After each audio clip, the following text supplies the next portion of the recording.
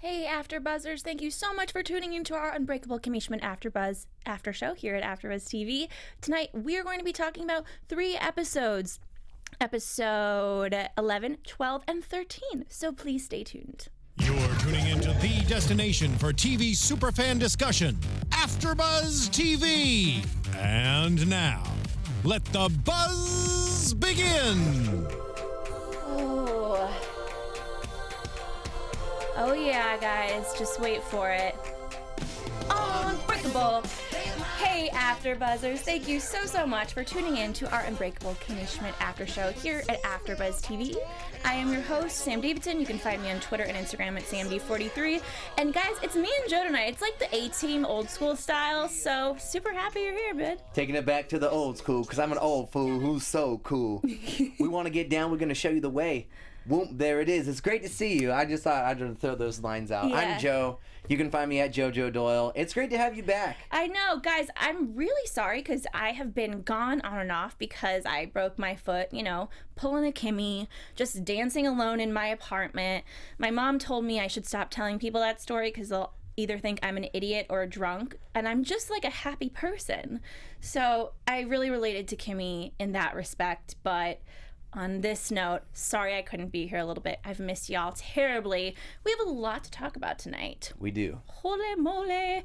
So Kimmy meets a celebrity. This was, I think, my favorite episode of the season. I love Jeff Goldblum. Yes. And I really love Cindy. Yes. She is, besides Kimmy, my favorite mole woman.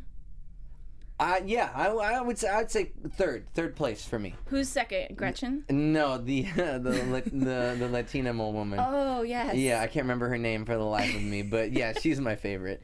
She's so mean and surly. She really is, and she was evil for a very long time to pretend that she did not speak English. Yes. So you would like her, Joe. Yeah. We'll talk about Titus first. He had a kind of fun storyline. He's doing this medical testing for a hair thickness drug. So he's been walking around just with this creepy old man. Like, what do you call these things? I would call it the horseshoe. Yeah. Okay. That I makes mean, sense. like, I don't know. Maybe the backwards rainbow. But I would refer to it as the horseshoe. Yeah. Yeah. The male pattern baldness is another thing they call it.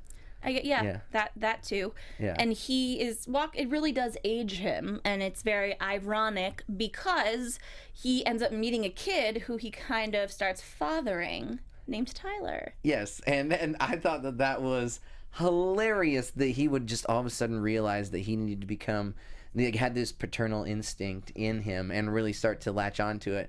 Because I'm not gonna lie, I've had the same type of thing come from time to time, and I'm also 30s. Thing. Is that what happens when you buy children rated R movie tickets? Well, no. I haven't done that yet, but I have actually. Have you really? Yeah, I have. Nice. I had it done for me. It's kind of like pay it forward. Yeah. Okay, see, I never did that. I was too chicken. I was a straight shooter back in the day, Oh, wow. You've come a long way. I have. Look at me now. Well, Look at me now. With Titus's relationship with Mikey and things are getting more serious, Titus is the kind of person that's constantly in denial, typically until it's too late and he messes up or loses whatever it is that he loves. But I think that him and Mikey are doing pretty well because this situation is what makes him realize I want a kid. Yeah. And it's just really sweet. There was a lot of fun banter between the two, and I love me some good Titus B story. Oh yeah, big time. And I loved when he was like, "How do I look? Is my outfit okay?" He's like, "Oh, I thought you never ask." Yes. And then "No, it's horrible." And then they go to do it. I thought that was adorable too. Yeah, it was really cute. But then the date didn't end up working out, and they got in a fight. They'll probably never see each other again. But it was one of those things, walks of life, that teach you a lesson. You want to have a child. Yeah, but see, here's the thing though. He just got it for a fleeting moment. Does he, is he gonna have to watch the kid for a long period of time? How is he gonna do? Same kind of thing. And do watch Master of None, also on Netflix, another original. It's great. Yeah, they talk about it. Aziz Ansari's character babysits kids for the whole day, one day, and he's like, "Oh my gosh, man, I don't think I really like kids anymore. I just like hanging out with the kids for the cool parts." Yeah. And so I wonder if they're gonna, explore that as well. But that's one of the things I thought. It was like, "Ooh, Titus, you're not gonna be able to handle this kid." I can't really see Titus with a baby, but because usually when a woman, and this is probably, might get a lot of slack for saying this, and it's probably incorrect, but when a woman has a child, you know, she's literally like bound to it because it came out of her. But, you know, for a man to have a kid, I was going to say maybe once he has one, it might, you know, change it because it's his. And I guess when you adopt a kid, it's still yours, but having that DNA attached, and Titus is just so selfish. I feel like Titus, like, let's say next season Titus has a baby, I think Titus would use it as a fashion accessory first and foremost. Like, it would have to match his outfit, and then he would set it down and the baby would start wandering off. I think that there'd be a lot of funny stuff kind of to explore with him as a baby, as an accoutrement, if you will. I really like that idea, you know, because we'll get into this obviously at the end, but there was some fun things set up for the next season already. It's already been renewed for season 3. So I think Titus having a baby is a really fun storyline to potentially play with in the future. Yeah. I'm really digging it. So like I said, we have Cindy come back this episode, and she has been seeing a therapist, Dr. Dave. Kimmy's been seeing a therapist too. Really not the same kind of therapists. No, not at all. Yeah, and Cindy's still getting married to Gay Brandon, and she is really excited, and she wants to have a baby. It's all about freaking having a baby. Yeah, but biological clocks are ticking, you know, like, I was hanging out with my cousin's kid, and, you know, I was just like, I thought about it today. I was like, huh. And then I was like, whoa. And I shook myself out of it, and everything was good. But, yeah, kids have a way, and polite kids have a way of doing that to you. You just, like, creep and crawl their way into your lives. Into your hearts, yeah. Ay, ay, ay. I know. I hear mine ticking sometimes, and I'm like, shut the F up. It's not going to happen anytime soon. And then when you have one of those big inner monologue fights with your, you know, your biological clock, that's when you fall and hurt yourself. Yes. Is that what it was? No. Okay. Just dancing. There you go. That's all right. The voice was on, you know? That's a true story. But when she mentions this to Kimmy, I think that Kimmy's right by being worried about Cindy, but at the same time, she's still battling her own demons that she's projecting onto the situation with Cindy. And she's very protective of Cindy. Yeah, oh yeah, big time. You know, she's been looking out for her this whole time. You know, it's been a reoccurring theme that she's constantly looking out for her, making sure that she's okay, despite the fact that, you know, Kimmy herself might not be okay. She's so selfless in that fact. And, it got pretty intense, especially with the master of pulling the strings, Jeff Goldblum, coming in there as the therapist. He was just flawless. Yeah. It's supposed to be Dr. Phil, I'm assuming. You know, that kind of thing. Maybe not him per se, but that kind of show. Yeah. And, you know, Kimmy goes to the show to see what this is all about, and it was very funny. The people they had on this specific episode about tragedy. And let's see, there was the now woman who was a baby stuck in a well. Yeah. A man with a disease so rare they named it after him. Twins conjoined at the crotch. And a woman who was eaten and then pooped out by her orca friend at SeaWorld. And then, of course, the Indiana mole woman, Cindy. It's pretty epic, and I kept on rewinding literally to just like type everything out. Like, this is such gold to type it out so I could say it on the show, but also I'm just like, whoa, what amazing writing. It's so funny, and it all happens so fast, and it's sometimes hard to appreciate how amazing the writing is on this show because it's like blah blah blah blah blah blah blah. Oh yeah, and each little moment that each individual character had was just a little gem. It was like one or two jokes, just boom boom, okay, on to the next. And I thought that it kept what could have been a really kind of slow, boring plot line moving along really nicely. Anytime there was, like, you know, like things were starting to get like, okay, come on, Kimmy, either confront her about this wedding or not. You throw in like the baby in the well, and she's like, they threw me down sandwiches. They were my friends, and then I ate my friends, and then they transformed. I thought that was my favorite part of the whole there's a couple parts that were my favorite, but that was great. The fact that she just looked so just terrified, then they transformed. Oh god, I'm just picturing this like baby looking at her poop and crying, and it's really funny. And those were all some familiar faces for those that, you know, kind of follow comedy, watched 30 Rock. Like, I've seen, and I can't even really place my finger on exactly where I saw all of these people, but I know that they all looked familiar from the world of Tina Fey. Yeah. Which was a lot of, I just really liked the whole Dr. Dave thing. And Jeff Goldblum, I mean, was so on point with it. I love him. They even had the robot that Jacqueline murders. Yes. That come back to make another cameo appearance, which I thought was really clever. Just throwing it in there because I feel like the robot showed up a couple of episodes beforehand as well. Mm-hmm. You're right. You know what? I didn't actually even put those dots together because that was funny, you know, that Kimmy talked about being a robot and then the robot showed up.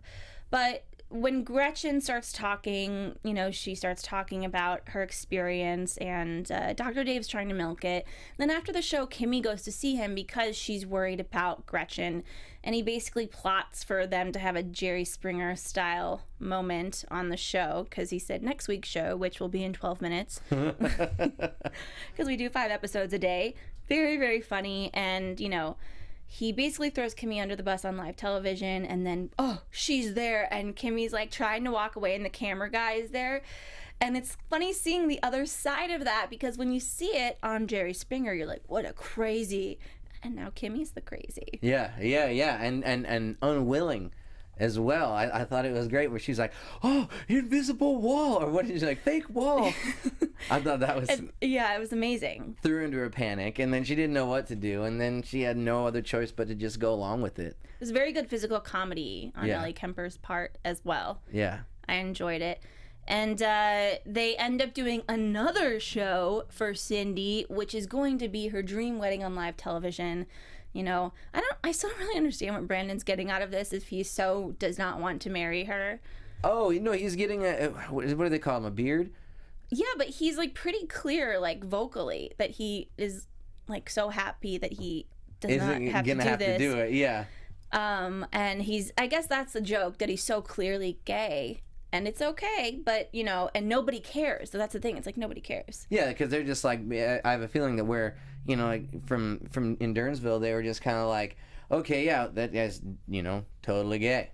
But, oh, he's marrying someone, so it's okay. They're, you know, like, you know what I mean? Like, I feel like that's the kind of excuse for the people around there and how they treat him, you know? And there was a line this episode that Cindy said that was like, oh, yeah, Brandon's been so busy because he keeps on going all these bachelor parties from guys he meets on the internet. Like, it was no big deal. Yeah, exactly. Just hanging out for no. Yeah, kind of like It's like Brokeback Mountain. The guys just keep going fishing all the time together, from meeting online or something like that. Well, and is it just that? I mean, Brandon maybe would have had, or I don't know if he did, a bachelor party, and if it's all these gay guys and they keep on having, and they're marrying straight women. And they have, and their bachelor parties are just like, you know. Boing, boing, boing. And then it probably just like, let's have another one. Let's have another one. Yeah. Oh, yeah. And this episode, this is one that I wrote down a lot of quotes that I just really want to re-say. When, at the beginning of the episode, Titus talks with Kimmy about Cindy. And Kimmy says, she's definitely fluent in French now because she went to college in a dream. Really liked that one. And then another one is when Cindy said, I heard the average American family has 2.5 kids, so I hope I get the good half, like that top. That's where the face is. Yeah. She doesn't want the butt. And then later in the episode, you know, she's like, says to Kimmy, I wouldn't even want my kid to, like, you know, if you were she said, it's like, I'm going to call you the other butt, and I don't like the butt of the kid, the other half. Yeah, I hope your kid has you get the second half, you get the butt half, and or that's something the like that. butt, yeah. Yeah, that was pretty funny too. And then when Titus was doing his hair thing with all the guys, you know, the doctor says, I do apologize if this interferes with your fast-paced lifestyles with subway masturbation and being set on fire by prep school kids. And Titus also said, when referencing Smart Water, which I think this is so funny because every time I drink Smart Water, I think of Jennifer Aniston, truly. Like on Sunset Boulevard in Los Angeles, in Hollywood, there's the Andaz Hotel right next to Saddle Ranch, and forever Jennifer Aniston's face was holding Smart Water there. So every time I drink it, I'm like, yeah, I'm gonna look like her. And he goes, that's right, I'm smart, like that Jennifer Aniston water. And he said, you look like a young Morgan Freeman, which basically never existed. And then when Cindy and Kimmy got in the throwdown on live television, you went behind my back and lied to my front. You better stay away from my sides. And then finally, the last quote that I really enjoyed was when Titus said to Lillian, if you're dead, can I have your wig can you have your hair for a wig that I dreamed? And we always do talk about Lillian's hair. Yeah, I thought that was really funny because he's already trying to like just get every little like bit possible from her. Yeah, I love it. That brings us, guys, to episode 12. Kimmy sees a sunset. One quick thing, which I thought was really, really funny, and I had to throw it out there. When Meth Head Charlie takes her stuff, and she's like, what is it? Methadone Head Charles. Yeah, Lillian, I really want next season for Lillian to have more storylines that kind of connect, I guess, a little bit to everything else. Yeah. Because her stuff is so funny. Yeah. But it's just like, it's just so random, which I guess is kind of the point of the character. But I think when we talk about the finale at the end, like we're going to start to see her evolve next season and really put her foot down. Yeah. Well, she already is obviously trying to put her foot down in a lot of things, but I think that next season, you know, things will come into fruition for her. Big time. Big time. So when Kimmy sees a sunset, it's with Andrea. Yes. AKA Tina Fey. And, you know, I love the show, I really do, and I love Tina Fey. How do you feel about her just like playing two characters and having it just be like, bleh, whatever? I mean, I think it keeps that like 30 Rock vibe alive for me, which I appreciate, you know, because like I think a lot of the fun of 30 Rock and of the especially Unbreakable Kimmy Schmidt is you don't really know where it's going. It almost kind of has this sort of like ADD type of like totally lack of focus where it'll just go boom back to one thing, boom back to another, and you have to really try to hold on for the ride. And so I like it. I mean, sometimes it's jarring, but I dig it. Yeah, it's like last night I had this dream I was telling my mom about today, who's in visiting, taking care of me, and I was like, yeah, you guys sent me away to this like performing arts school that also was for girls with eating disorders, that was also to find a mate. And then they got really mad when they realized I really like to eat, and none of the guys liked me. And then she was like, wait, all three of those things? And I was like, yes. And that's what Kimmy Schmidt is like. It's like, throw that in and it's like a dream, because dreams don't make sense, and sometimes Kimmy Schmidt doesn't either. No, not at all. Not at all. So it's fun, and I always really enjoy seeing Tina Fey in the show. And I like her character. You know, she plays the drunk therapist. Yes. She keeps on getting drunk, and when Kimmy goes to therapy session, she can tell that she's wasted in the day. And Andrea, you know, tries to deny it, and they start talking about Kimmy's issues with her mother, and then Andrea's like, okay, you know, I'm just going to have to go to rehab, which is going to take a long time, because then I'll go to rehab, then I'll go on a bender, then I'll go to a different rehab, then I will like go on vacation with a bunch of like women, and then I'll probably go to another rehab. And it was just, you know, this whole cycle that she's done many times, and she has night Andrea and day Andrea, but the two are blending together now because she's drunk all the time.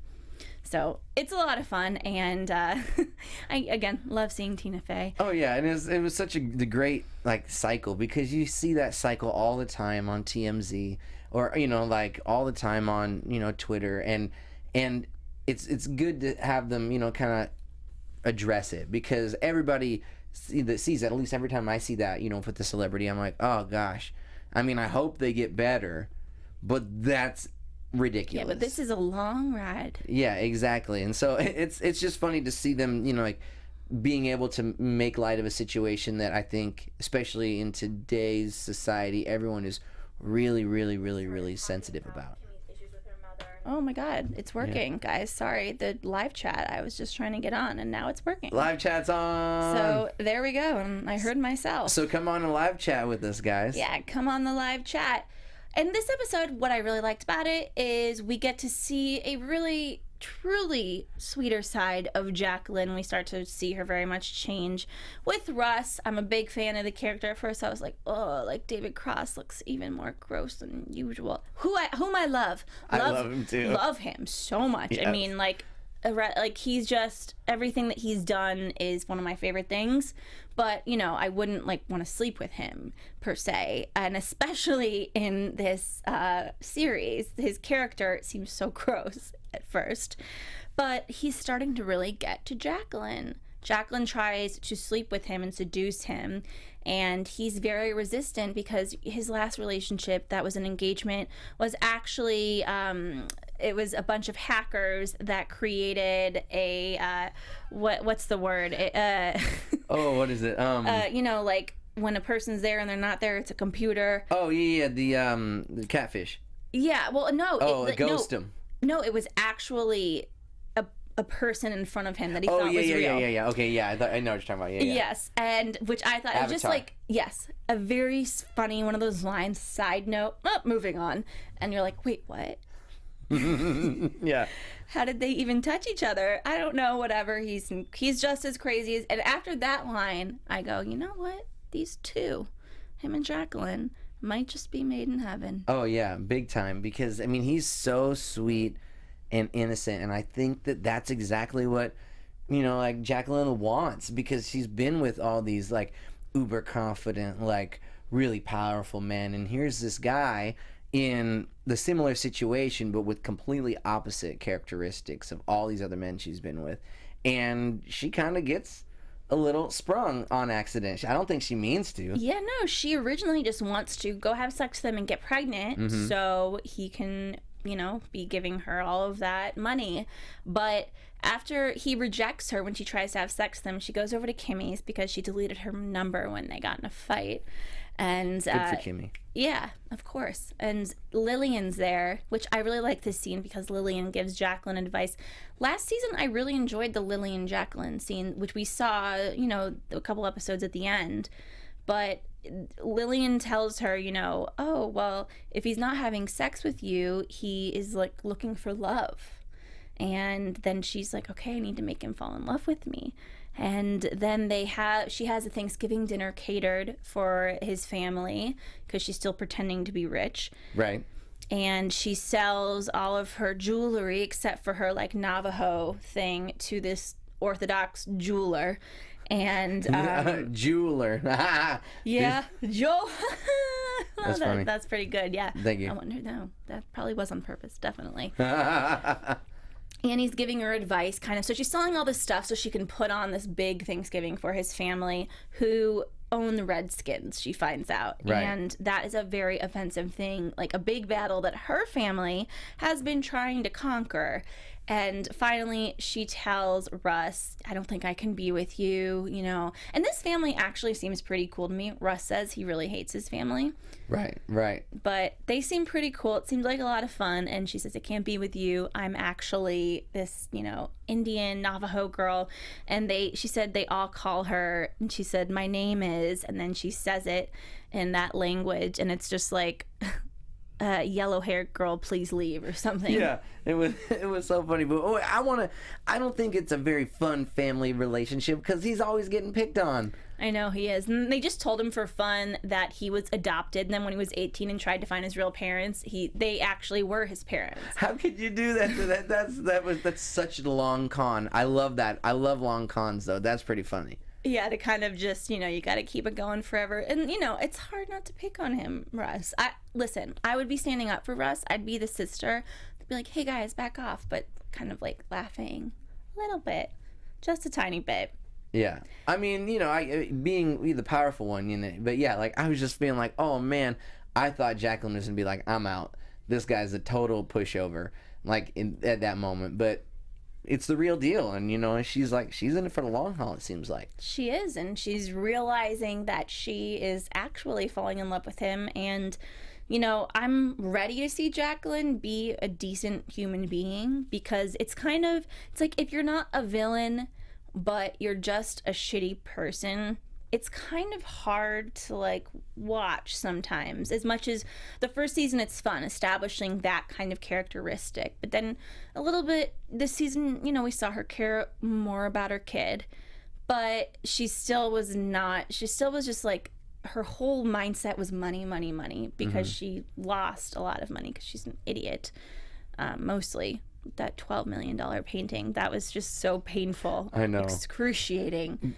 But I really enjoy that as she learns through these different experiences that she starts to gain these redeemable qualities for me that makes me kind of want to root for her more and see her succeed. Now, it's not all at once, but it's just little snippets, like just a little dash, like, oh, okay, I hope that works out for you, Jacqueline. You know, like, oh yeah, keep it going. Like, really, you know, and start rooting for more and more. It's kind of been like a little snowball effect for me. Yeah, and if she were to just have married Russ and it was just because of his money, it would seem to me, A, temporary, and B, really crappy. And I'm glad that we actually get to see her. And I think it was very good acting, good writing, because we see her start to fall in love with him. It changes fast, but he falls in love with her when she tells him who she really is and that she lost all of her money and this isn't really her apartment and all of that. And he's like, that is so hot. Yeah. And then they just start making out, and it's a match made in heaven. I really loved that. What I also loved about this episode was Titus and Mikey. Very, very sweet. They talk about moving in together, and Mikey gets a really bad flu, which Titus then gets, and he ends up going on an audition, which he ends up getting, even though he's very, very, very sick. Right, and right. it is for a cruise ship. Crazy. Yeah. And he's going to be gone for 4 months, which is what they say. And at first he's like, how can I be away from New York and Mikey? And then Mikey just jumps right in and he says, you're going. We can figure this out in 4 months when you get back. And it's for Dionne Warwick. It's pretty damn exciting. And I loved it a lot. So it kind of gives a whole new journey for Titus to go on, and we learn a little bit about that in the next episode, which is the finale. Kimmy finds her mom at Universal Studios. Yes, Orlando. Absolutely. Yeah. And that is where people reunite with their estranged parents. Oh, okay, let me tell you what. I spent a lot of time at Universal Studios, and this is what's hilarious. I see those parents that are just just dragging their kids along, going, okay, get a picture of that. Okay, you got a picture? All right, let's roll. And it was spot on when they all started taking pictures with Kimmy, and she's like, no, I'm not a character. He's like, yeah, take a picture with the Kimmy, and then let's get out of here and go back to the car. I was like, I've seen so many of those dads walking around Universal. It's been crazy. It is very funny because Kimmy is very much like a Disney princess. Yeah. So she really actually probably should get a job at a place like that. Oh, she should, totally. Like, it would be perfect for her. It really would. Yeah. So at the beginning of the episode, Kimmy and Titus are both going away from New York for a little bit, and Lillian's very sad. She thinks they're never going to come back. And they're driving, I guess, to the airport together, Kimmy and Titus. Or no, she's dropping him off at the bus station. She's getting to Florida somehow. And he's freaking out, and Titus says when he is at his bus to go to Miami to get on the cruise. The Jerome Bettis bus? Yes. Because he was nicknamed the bus. Did anybody else get you got that? Okay, I good. got that. Okay, good. And he asks Black Jesus from the Madonna video for a sign.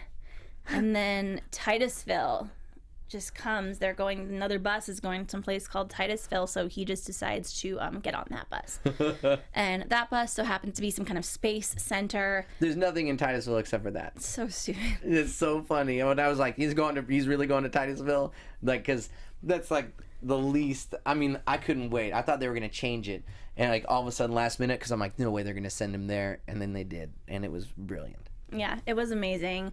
He kind of learned, he goes to like a crappy diner in Titusville, talks to some guy, and he realizes that he's letting go of his dreams and kind of just messing everything up. So then he decides to get back on the bus and go actually to Miami to pursue his dreams and go on this cruise ship. So yeah. It should be a lot of fun. Oh my God, you guys, I'm so sorry. I got a little tangent on the last episode, and the Thanksgiving was in this episode. So, my bad. No, that's all right. We're following you. You know, it was Yeah. all kind of like one giant episode anyways. You It know? really was. So, let's just pretend like I didn't mess that up. Yeah, you didn't. Lillian, she's really struggling with the new neighborhood and hates everything. And it's just like, she puts the whole place up for sale. I don't know where she's planning on going. And then someone from ISIS, they had the name first, yes. knocks on her door to basically ask her if she would ever be interested in running for some kind of office, which I think is fun. And like I said, this is a whole new journey for her next season that I think we're definitely going to be seeing. Yeah. Lillian running for God knows what. I hope, but almost think that they're not going to show it, and it's going to be one of those things when they come back from the 3rd season, and they're going to flash back to her time running for office. And then, like, see a couple of ridiculous things. Maybe they show it, but I don't know. For me personally, I feel like I've gotten a lot of running for office lately with Leslie Knope. Okay. I mean, but I would love to see flashback sequences from running for office. Yeah. I like that storyline. Well, her just getting up and being like, hello? Yeah. This is why. And then just go on a huge rant. That would be pretty funny. Big bulk of this episode, which I loved so much. We finally get to meet Kimmy's mother. Last season, we were like, who's Kimmy's mother? When's Kimmy's mother? The finale of 2nd season. I really wished that this almost happened sooner because I desperately wanted more of Lisa Kudrow as Kimmy's mother. Yeah. I know you liked her a lot in the role. Oh, I loved it. I thought it was really interesting because she played such a good version of, well, a bad version of Kimmy. Like, you could see that they're related in their mannerisms and everything, and how they think and how they act. But, Kimmy's mom just got a little bit more drugs when she was younger, a little bit more drinking, a little bit more knocked up. And then it just shifted everything, and I thought it was brilliantly played by her. Yeah, it really was. I mean, I know it was only one episode, but I kind of wanted her to be nominated for an Emmy for it. It was really good, and it just was perfect, because at first when I heard about the casting, I go, I don't know. But now that I saw it and I saw them next to each other, I thought, oh, okay, they could definitely be related. Yeah.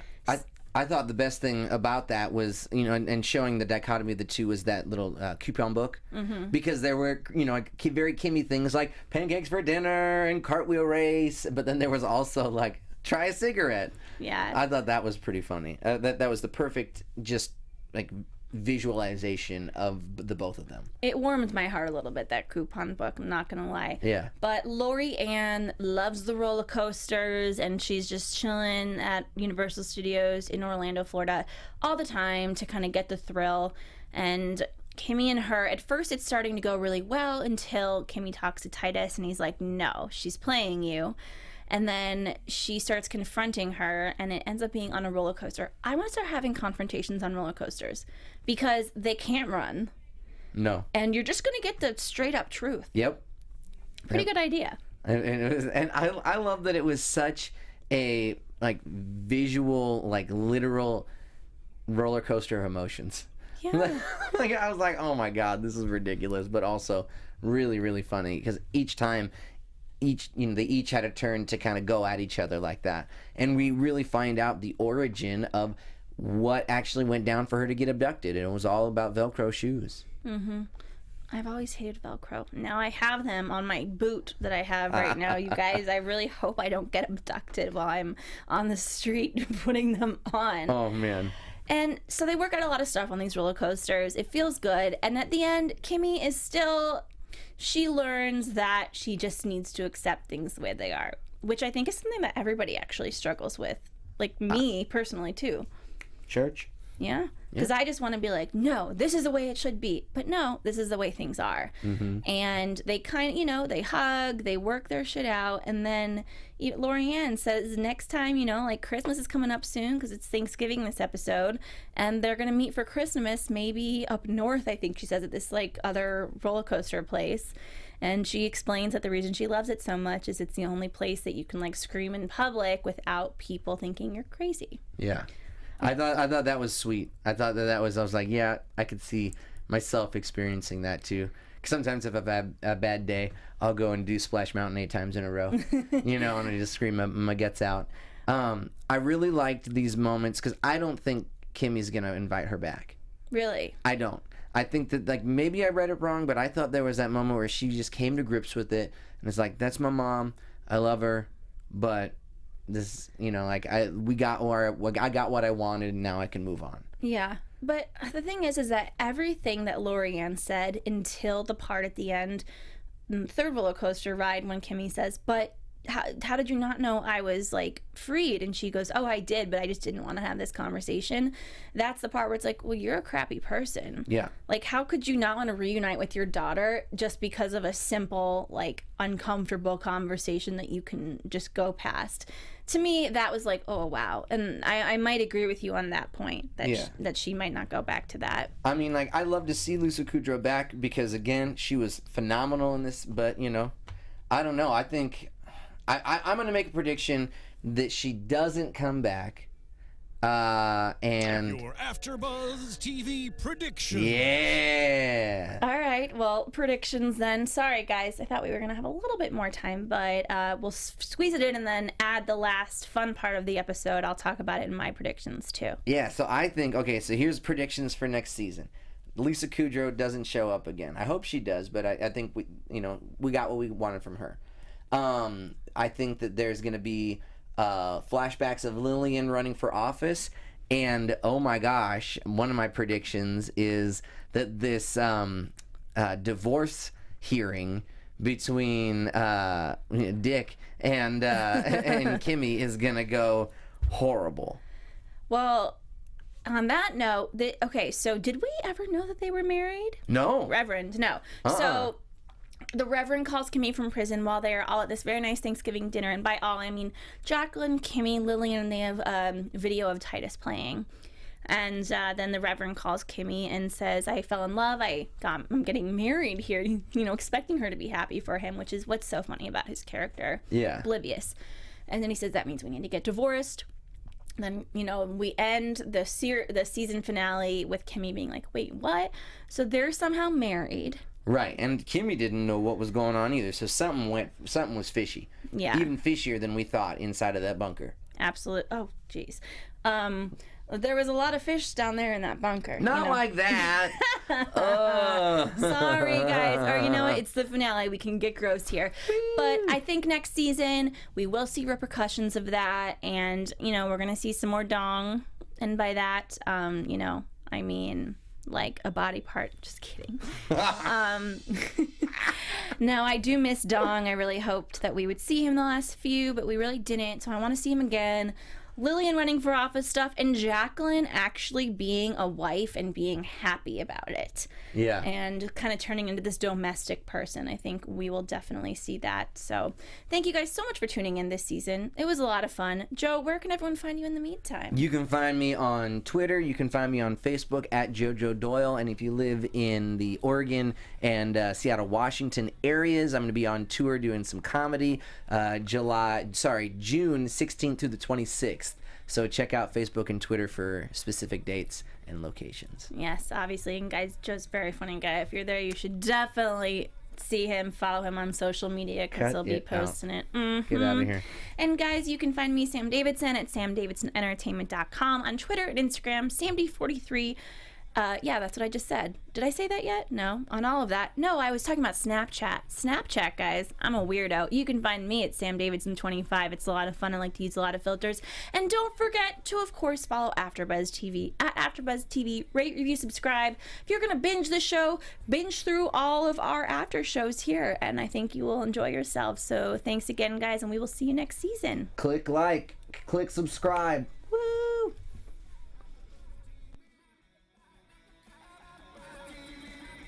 From executive producers Maria Menounos, Kevin Undergaro, Phil Svitek, and the entire AfterBuzz TV staff, we would like to thank you for listening to the AfterBuzz TV network. To watch or listen to other after shows and post comments or questions, be sure to visit AfterBuzzTV.com. I'm Sir Richard Wentworth, and this has been a presentation of AfterBuzz TV. Buzz you later. The views expressed herein are those of the hosts only and do not necessarily reflect the views of AfterBuzz TV or its owners or principals.